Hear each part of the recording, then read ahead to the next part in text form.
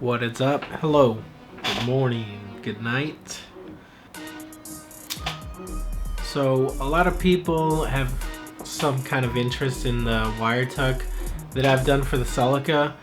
It's been a while since the engine bay has been pristine and minty, but I decided to make a video showing a up close detailed look at the wire tuck so you guys could get an idea for your wire tucks. And if you have a Celica 2ZZ or 1ZZ, maybe even Corollas, you know, this could help you. Similar chassis with similar motors, this might be of service to you, especially Toyotas.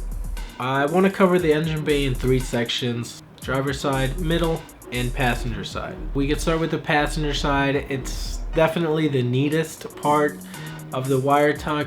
If you want a really clean wire tuck, you're gonna have to give up a lot, or you're gonna have to be really creative and do a lot of custom stuff.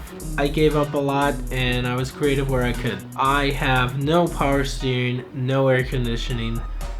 In place of the power steering is a pulley from an MR2 Spider. No cruise control. Cruise control has 2 cables. So there's a throttle cable coming off the pedal that goes to the cruise control unit, and then from there there's another cable that goes to the throttle body.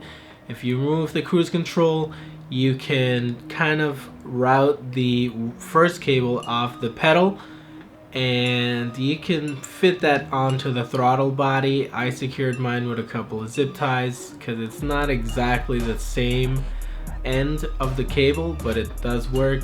I've never had an issue there. Now for the middle, there's no engine covers. The factory covers are gone. I have a spark plug cover that covers up where the coil packs go. The wires for the fuel injectors are tucked under the fuel rail and zip tied there.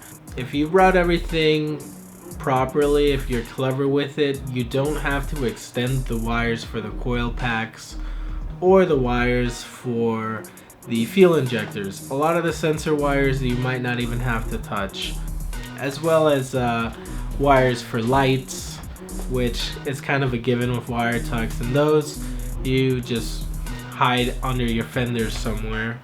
Onto the driver's side, this is where most of the wire tuck work is done. The Celica has a battery here, a fuse box, a relay box, another relay box, and the ECU is also located here, all in boxes.